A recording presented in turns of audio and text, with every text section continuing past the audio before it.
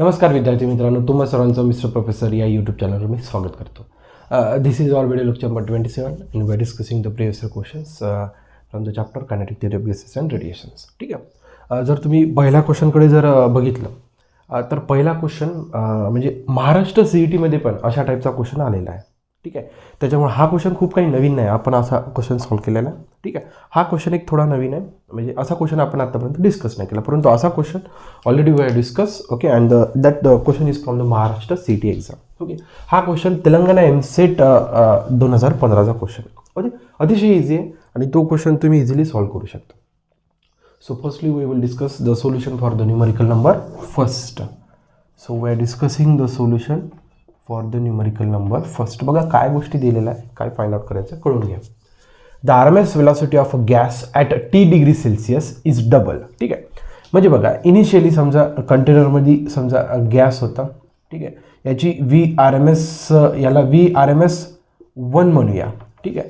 त्याच्यानंतर त्याच कंटेनरमध्ये जो काही गॅस होता त्याची RMS वेलॉसिटी आपण डबल केली, म्हणजे VRMS इज इक्वल्स समजा VRMS याची V1 होती समजा आणि VRMS याची V2 होती. ओके. आणि हे जी V2 आहे, ओके, याच्यापेक्षा कशी आहे बेटा डबल, 2 टाइम्स द V1. ही जी काही V2 आहे ती किती आहे बेटा 2 टाइम्स द V1. समजलं. पर्टिक्युलर कंटेनरमध्ये गॅस होता, याची RMS वेलॉसिटी इनिशियली किती V1. काही वेळानंतर ओके त्याच कंटेनरमधल्या गॅसची RMS वेलॉसिटी काय केली, डबल केली. बघा V2 किती आहे बेटा 2 टाइम्स V1. इनिशियली V1 होती, नंतर काय करण्यात आली डबल, काही हरकत नाही. ठीक आहे. इनिशियली याचं टेम्परेचर बघा दिलेलं आहे. Okay. Full stop at value 27 degree Celsius. Initially याचं T1 किती दिलं आहे बेटा 27 degree Celsius. Full stop. The temperature T of the gas in degree Celsius, म्हणजे या पर्टिक्युलर केसमध्ये त्यांनी आपल्याला विचारलं आहे बेटा टेम्परेचर, ते पण कशामध्ये बेटा डिग्री सेल्सिअस. कळून घ्या. महाराष्ट्र CETमध्ये already we have discuss this question. हे झालं लक्षात. त्याच्यामुळे खूप मोठी अडचण राहायला नाही पाहिजे. ओके. ज्या गोष्टी दिलेल्या होत्या मी तिथं सरळ लिहिल्या. इनिशियली RMS वेलॉसिटी V1 होती, नंतर RMS वेलॉसिटी काय केली डबल. टेम्परेचर किती होतं 27. मग जेव्हा आपण RMS वेलॉसिटी चेंज केली तेव्हा कशात फरक पडणार टेम्परेचर. मग टेम्परेचरमध्ये किती फरक पडला तो आपल्याला फाइंड आउट करायचा. म्हणजे एक गोष्ट नक्की झाली की RMS वेलॉसिटी आणि टेम्परेचरमध्ये आपल्याला रिलेशन फाइंड आउट करायचं. ठीक आहे. बाकी एकदम सिंपल फॉर्म्युला आहे. VRMS is equals to square root of 3RT divided by M0. Gas same होता, ऑक्सिजन तर ऑक्सिजन, हायड्रोजन तर ऑक्सिजन, त्याच्यामुळे मोलर मास कसा झाला constant. 3 already arbitrary constant and R is universal gas constant. It means that RMS velocity is directly proportional to temperature. म्हणजे temperature आणि RMS velocity म्हणजे कसं रिलेशन झालं डायरेक्टली. ठीक आहे. हा फॉर्म्युला आपण पहिले या कंडिशनसाठी यूज करू, नंतर या कंडिशनसाठी यूज करू, काही हरकत नाही. ठीक आहे. बघा इथं RMS वेलॉसिटी बघा लेफ्ट हँड साईडला काय RMS, या कंडिशनसाठी RMS किती आहे V1. Okay. Is equals to square root of इथे टेम्परेचर किती आहे T1. ओके. स्क्वेअरिंग करू, therefore V1 square equals to T1. Make it equation number first. का बरं स्क्वेअर केलं, आपल्याला फाइंड आउट करायचं टेम्परेचर, त्याच्यामुळे टेम्परेचरला स्क्वेअर रूट नको. बघा हाच फॉर्म्युला इथे RMS वेलॉसिटी किती आहे बेटा V2 किती आहे 2 times V1 is equals to square root of T2. ठीक आहे. Squaring 4V1 square equals to T2. Make it equation number second. Squaring का बरं करता लक्षात आलं पाहिजे, आपल्याला फाइंड आउट करायचं आहे T2. काय फाइंड आउट करायचं आहे T2. मग T2ला स्क्वेअरमध्ये कशाला ठेवायचं, स्क्वेअर रूटमध्ये कशा ठेवायचं. ठीक आहे. आता बघा इक्वेशन 2 डिवायडेड बाय इक्वेशन 1 करूया. Equation 2 divided by equation 1.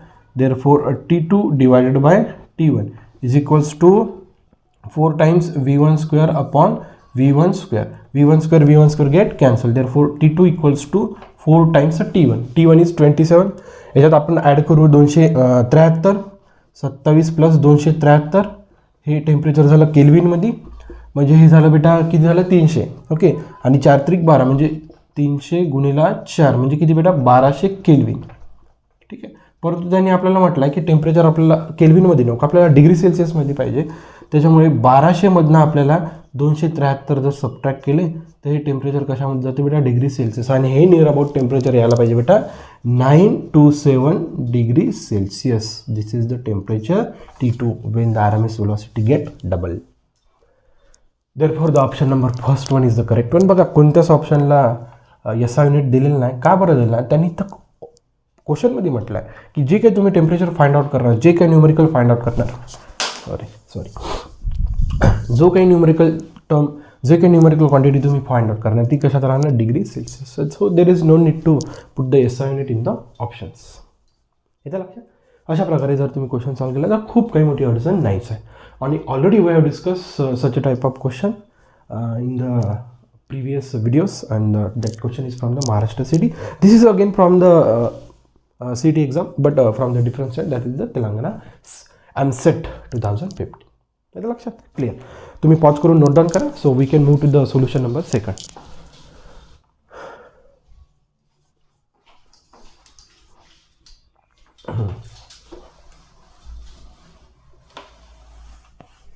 बघा आता त्यानंतर सेकंड न्यूमेरिकलकडे वळूया आपण. Numerical number 2, discussing the solution, and that second numerical is from the Maharashtra CET 2008. बघा, ratio of pressure exerted by 2 gases. Clear. Okay, 2 gases आहेत, 2 गॅसेसचा प्रेशर एक्झर्टेड बाय 3:2 आहे, and their densities are in the ratio 2:3. The ratio of their RMS velocities are. एकदम व्यवस्थित question. बघा, 2 प्रकारचे gases आहेत.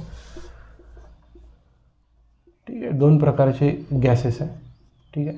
Okay, हा गॅस जो काही प्रेशर एक्झर्ट करताय तो P1, या गॅसचं P2. या गॅससाठी डेन्सिटी ρ1, या गॅससाठी डेन्सिटी ρ2. प्रेशर एक्झर्टेड, त्यांनी काय म्हटलं बेटा, ratio of pressure exerted by the 2 gases, म्हणजे P1:P2 किती दिलं आहे आपल्याला, 3:2. P काय बेटा, pressure exerted by the gas on the walls of the container. Clear. P1:P2 किती दिला आपल्याला, 3:2. अँड देअर डेन्सिटीज रेशिओ म्हणजे ρ1:ρ2 किती दिला आपल्याला, 2:3. So they are asking to find the ratio of their RMS velocity. याच्यासाठी आपण RMS वेलॉसिटी V1 म्हणूया, याच्यासाठी RMS V प्राईम म्हणा, V म्हणा, याच्यासाठी V प्राईम म्हणा. They are asking to find the ratio of RMS velocity V/V prime. How many. बघा, pressure exerted by an ideal गॅसचा फॉर्म्युला आहे 1/3 ρ V/RMS स्क्वेअर. बस हाच फॉर्म्युला यूज करायचा आपल्याला.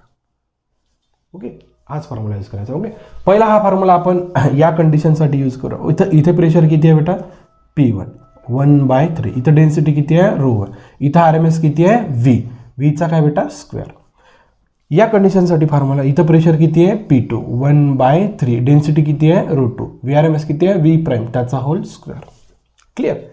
आपल्याला पाहिजे V/V प्राईम. त्याच्यामुळे V आणि V प्राईम एका साईडला ठेवू, बाकी सगळे काय करू, शिफ्ट. बघा, देअरफॉर P1 3 शिफ्ट केला डिवायडेड बाय ρ1 इक्वल्स टू काय शिल्लक राहिलं बेटा,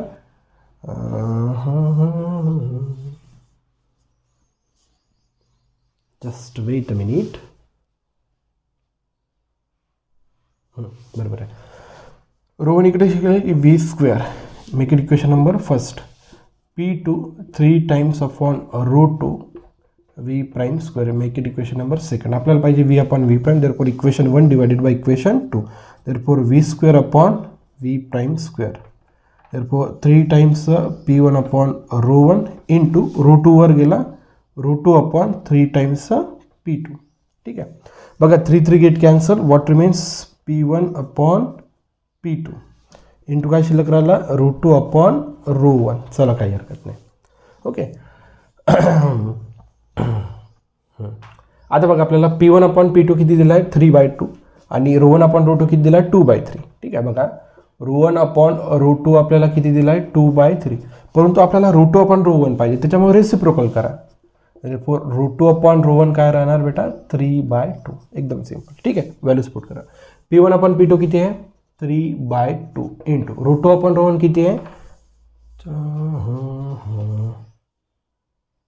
रूट अपॉन ρ1.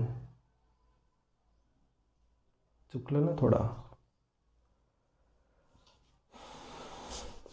2/3 पाहिजे ना. Weight a minute.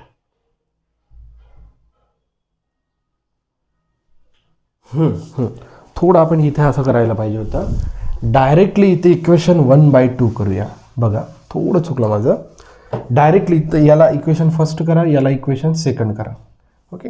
Directly equation 1/2 करूया. बघा का बरं करू शकतो, ओके, इक्वेशन 1/2 केल्यानंतर बघा पीचा आणि रोचं रेशो जरा बघा P1/P2 ρ1/√2, मग ते V प्राईम ॲडजस्ट करू शकतो. देअरफॉर P1/P2, P1 किती आहे 1/3 ρ1 Vचा स्क्वेअर. ओके, आणि P2ची व्हॅल्यू किती आहे 1/3 ρ2 V प्राईमचा स्क्वेअर. आता बघा पर्यंत काही प्रॉब्लेम नाही आपल्याला. 1/3 गेट काय होते कॅन्सल. आपल्याला V² V प्राईम स्क्वेअरचा रेशो पाहिजे, त्याच्यामुळे ρ2 आणि ρ1 आपण शिफ्ट करू. बघा P1/P2, ρ2 आणि ρ2 शिफ्ट करा. ρ2 बघा वर गेला, ρ2/ρ1 इक्वल्स टू V² V प्राईमचा स्क्वेअर. बघा आता व्हॅल्यूज टाका. P1/P2ची व्हॅल्यू किती आहे 3/2. ρ2/ρ1ची व्हॅल्यू आहे का आपल्याला ρ1/ρ2ची आहे. मग ρ2 जर ρ1ची पाहिजे असेल तर रेसिप्रोकल करू, म्हणजेच काय झालं 3/2. 2/3चं काय झालं हां ρ2/ρ1 आपल्याला दिलं आहे 2/3. सॉरी ओके, ρ2/ρ1 किती दिलं आहे आपल्याला 2/3. देअरफॉर V² V प्राईमचा स्क्वेअर. बघा 3 1 2 get cancel. Therefore V² V prime square equals to 1 किंवा ऑर 1:1 लिहा, काही फरक पडत नाही. ओके, थोडी माझी इथं चुकी झाली होती, काही हरकत नाही, ते एक्सचेंज झाले होते. Therefore the option number 3 is the correct one. एक तर या फॉर्मॅटमध्ये ऑप्शन राहणार, नाही तर जस्ट 1 राहणार 1:1. ओके, ऑर 1/1 राहणार. ओके, यालाच 1 लिहितात सरळ. त्याच्यामुळे त्या फॉर्मॅटमध्ये ऑप्शन देण्याची शक्यता कमीच राहते. आणि the question is from 2008 Maharashtra seat exam. म्हणजे व्यवस्थित क्वेश्चन होता.